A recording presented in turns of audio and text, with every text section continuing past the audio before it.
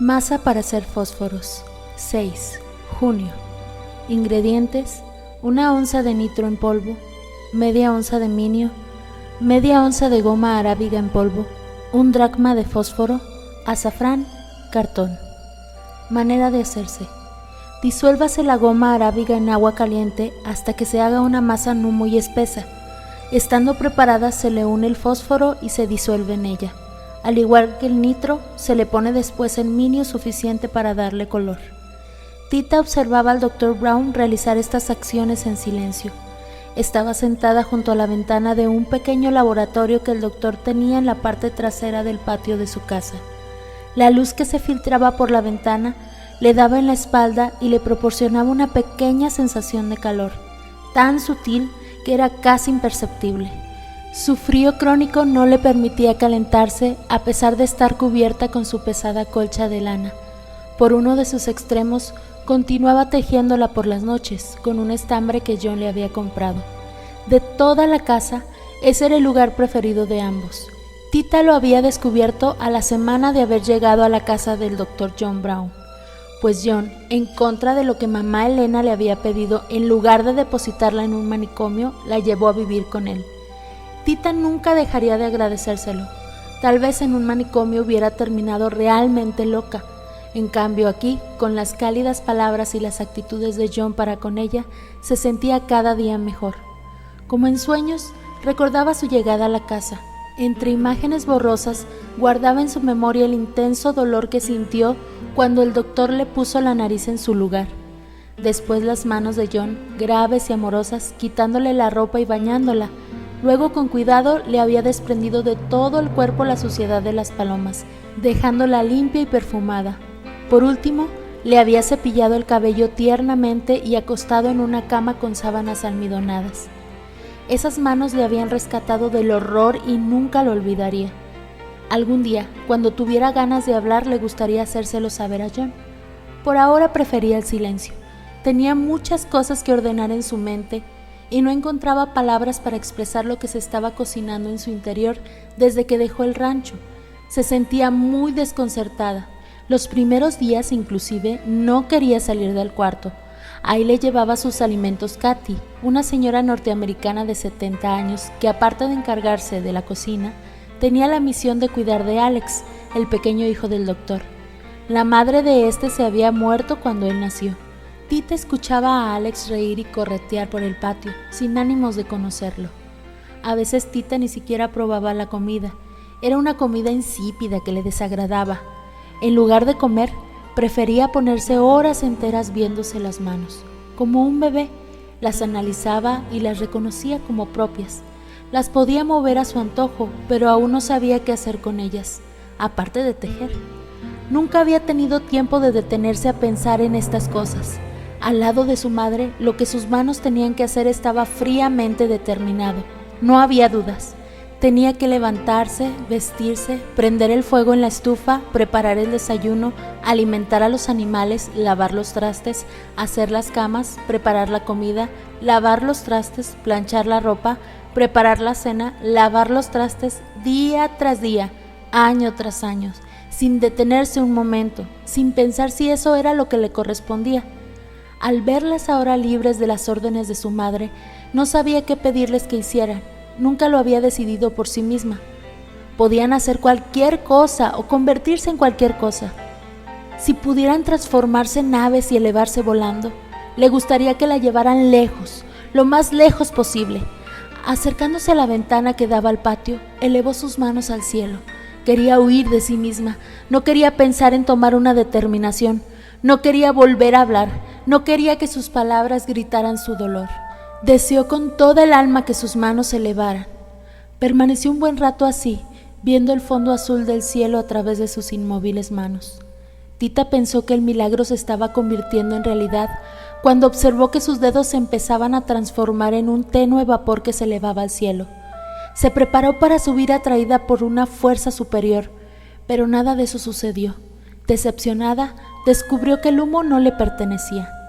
Provenía de un pequeño cuarto al fondo del patio, Una fumarola desperdigaba por el ambiente un olor tan agradable y a la vez tan familiar que le hizo abrir la ventana para poder inhalarlo profundamente. Con sus ojos cerrados, se vio sentada junto a Nacha en el piso de la cocina mientras hacían tortillas de maíz. Vio la olla donde se cocinaba un puchero de lo más aromático. Junto a él, los frijoles soltaban el primer hervor. Sin dudarlo, decidió ir a investigar quién cocinaba. No podía tratarse de Katy. La persona que producía este tipo de olor con la comida sí sabía cocinar. Sin haberla visto, Tita sentía reconocerse en esa persona, quienquiera que fuera. Cruzó el patio con determinación, abrió la puerta y se encontró con una agradable mujer como de 80 años de edad. Era muy parecida a Nacha. Una larga trenza cruzada le cubría la cabeza. Estaba limpiándose el sudor de la frente con el delantal. Su rostro tenía claros rasgos indígenas. Hervía té en un cazo de barro. Levantó la vista y le sonrió amablemente, invitándola a sentarse junto a ella. Tita así lo hizo. Inmediatamente le ofreció una taza de ese delicioso té. Tita lo tomó despacito, disfrutando al máximo el sabor de esas hierbas desconocidas y conocidas al mismo tiempo. Qué sensación más agradable le producía el calor y el sabor de esta infusión. Permaneció un buen rato al lado de esta señora. Ella tampoco hablaba, pero no era necesario. Desde un principio se estableció entre ellas una comunicación que iba más allá de las palabras. Desde entonces, diariamente la había visitado. Pero poco a poco, en lugar de ella, fue apareciendo el Dr. Brown. La primera vez que sucedió le causó extrañeza. No esperaba encontrarlo ahí, ni tampoco los cambios que había hecho en la decoración del lugar. Ahora había muchos aparatos científicos, tubos de ensayo, lámparas, termómetros, etc. La pequeña estufa había perdido el lugar preponderante para ocupar un pequeño sitio en un rincón de la habitación.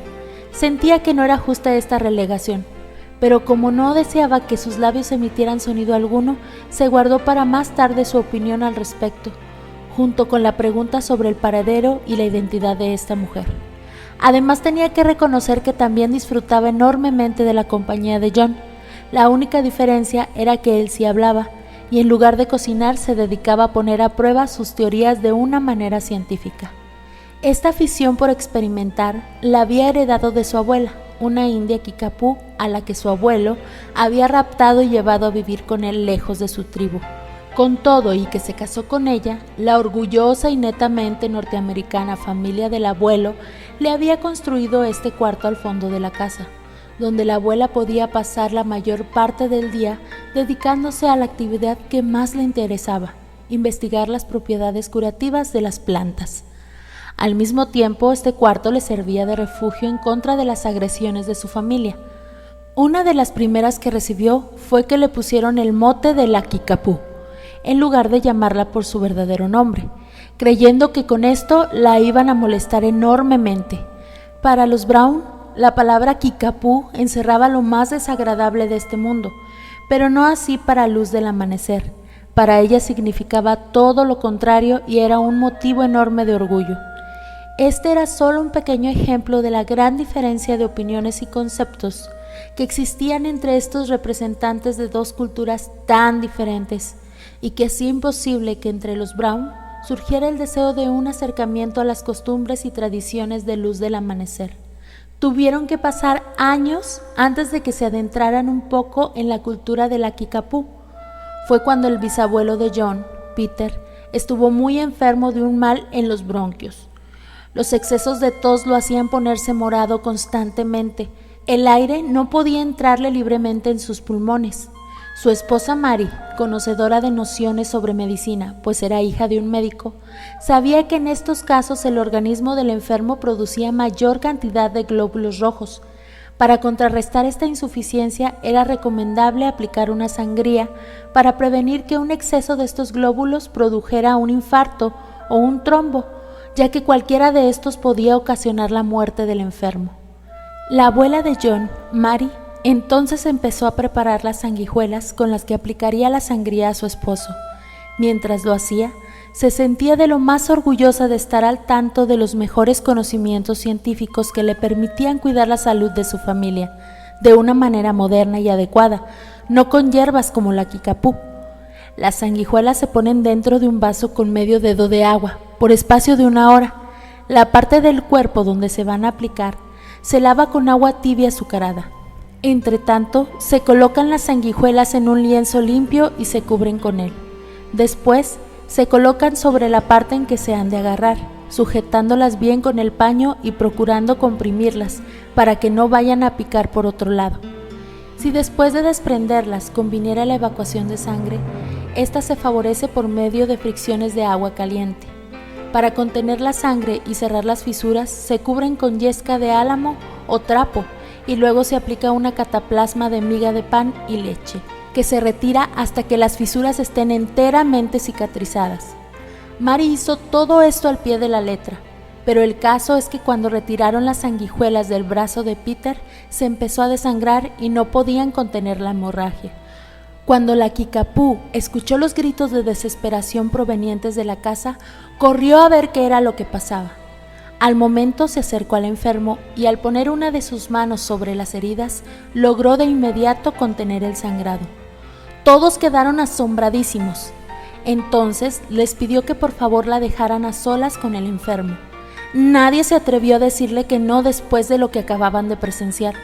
Se pasó toda la tarde al lado de su suegro cantándole melodías extrañas y poniéndole cataplasmas de hierbas entre los humos del incienso y copal que había puesto a quemar. Hasta muy entrada la noche no abrió la puerta de la recámara y salió rodeada de nubes de incienso. Tras ella, Peter hizo su aparición completamente restablecido.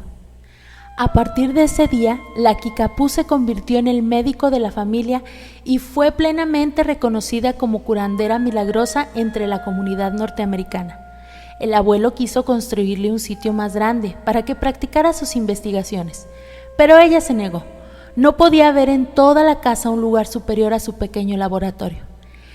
En él, John había pasado la mayor parte de su niñez y adolescencia.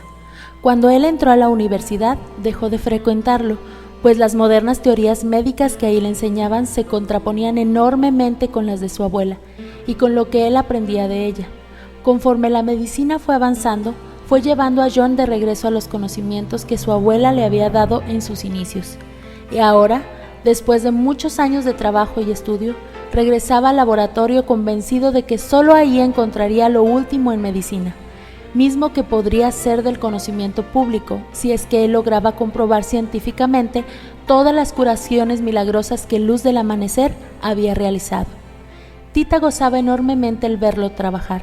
Con él siempre había cosas que aprender y descubrir, como ahora, que mientras preparaba los cerillos le estaba dando toda una cátedra sobre el fósforo y sus propiedades. En 1669, Brandt, químico de Hamburgo, buscando la piedra filosofal, descubrió el fósforo. Él creía que al unir el extracto de la orina con un metal conseguiría transmutarlo en oro. Lo que obtuvo fue un cuerpo luminoso por sí mismo, que ardía con una vivacidad desconocida hasta entonces. Por mucho tiempo se obtuvo el fósforo calcinando fuertemente el residuo de la evaporación de la orina en una retorta de tierra cuyo cuello se sumergía en el agua. Hoy se extrae de los huesos de los animales que contienen ácido fosfórico y calcio. El doctor no por hablar descuidaba la preparación de los fósforos, sin ningún problema disociaba la actividad mental de la física. Podía inclusive filosofar sobre los aspectos muy profundos de la vida sin que sus manos cometieran errores o pausas. Por tanto, prosiguió manufacturando los cerillos mientras platicaba con Tita. Ya teniendo la masa para los fósforos, el paso que sigue es preparar el cartón para las cerillas. En una libra de agua se disuelve una de nitro y se le agrega un poco de azafrán para darle color. Y en esta solución se baña el cartón. Al secarse, se corta en pequeñas tiritas y a estas se les pone un poco de masa en las puntas, poniéndolas a secar enterradas en arena. Mientras se secaban las tiras, el doctor le mostró un experimento a Tita. Aunque el fósforo no hace combustión en el oxígeno a la temperatura ordinaria, es susceptible de arder con gran rapidez a una temperatura elevada. Mire, el doctor introdujo un pequeño pedazo de fósforo bajo un tubo cerrado por uno de sus extremos y lleno de mercurio. Hizo fundir el fósforo acercando el tubo a la llama de una vela. Después, por medio de una pequeña campana de ensayos lleno de gas oxígeno, hizo pasar el gas a la campana muy poco a poco.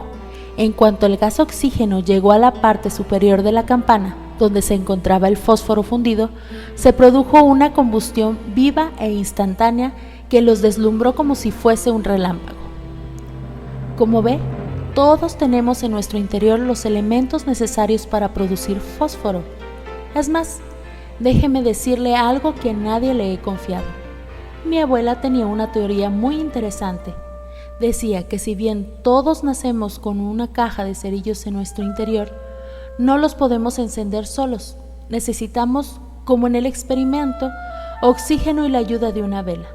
Solo que en este caso el oxígeno tiene que provenir, por ejemplo, del aliento de la persona amada.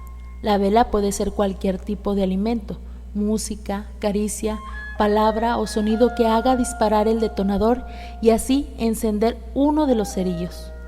Por un momento nos sentiremos deslumbrados por una intensa emoción. Se producirá en nuestro interior un agradable calor que irá desapareciendo poco a poco conforme pase el tiempo, hasta que venga una nueva explosión a reavivarlo. Cada persona tiene que descubrir cuáles son sus detonadores para poder vivir, pues la combustión que se produce al encenderse uno de ellos es lo que nutre de energía el alma. En otras palabras, esta combustión es su alimento. Si uno no descubre a tiempo cuáles son sus propios detonadores, la caja de cerillos se humedece y ya nunca podremos encender un solo fósforo. Si eso llega a pasar, el alma huye de nuestro cuerpo, camina errante por las tinieblas más profundas tratando vanamente de encontrar alimento por sí misma, ignorante de que solo el cuerpo que ha dejado inerme, lleno de frío, es el único que podría dárselo. Qué ciertas eran estas palabras. Si alguien lo sabía, era ella. Desgraciadamente tenía que reconocer que sus cerillos estaban llenos de moho y humedad. Nadie podría volver a encender uno solo. Lo más lamentable era que ella sí conocía cuáles eran sus detonadores, pero cada vez que había logrado encender un fósforo, se lo habían apagado inexorablemente. John, como leyéndole el pensamiento, comentó: por eso, hay que permanecer alejados de personas que tengan un aliento gélido. Su sola presencia podía apagar el fuego más intenso, con los resultados que ya conocemos. Mientras más distancia tomemos de estas personas, será más fácil protegernos de su soplo. Tomando una mano de Tita entre las suyas, Fácil añadió: hay muchas maneras de poner a secar una caja de cerillos húmeda, pero puede estar segura de que tiene remedio. Tita dejó que unas lágrimas se deslizaran por su rostro. Con dulzura, John se la secó con su pañuelo. Claro que también hay que poner mucho cuidado en ir encendiendo los cerillos uno a uno, porque si por una emoción muy fuerte se llegan a encender todos de un solo golpe, producen un resplandor tan fuerte que ilumina más allá de lo que podemos ver normalmente, y entonces, ante nuestros ojos, aparece un túnel esplendoroso que nos muestra el camino que olvidamos al momento de nacer y que nos llama a reencontrar nuestro perdido origen divino. El alma desea reintegrarse al lugar de donde proviene, dejando el cuerpo inerte. Desde que mi abuela murió, he tratado de demostrar científicamente esta teoría. Tal vez algún día lo logre. ¿Usted qué opina? El doctor Brown guardó silencio, para darle tiempo a Tita de comentar algo si así lo deseaba, pero su silencio era como de piedra. Bueno, no quiero aburrirla con mi plática. Vamos a descansar.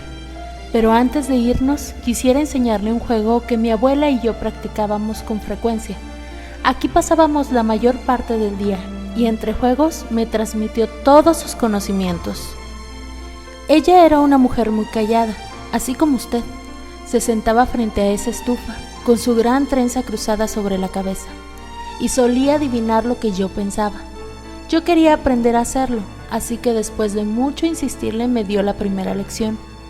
Ella escribía utilizando una sustancia invisible, y sin que yo la viera, una frase en la pared.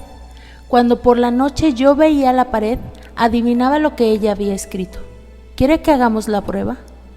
Con esta información, Tita se enteró de que la mujer con la que tantas veces había estado era la difunta abuela de John. Ya no tenía que preguntarlo.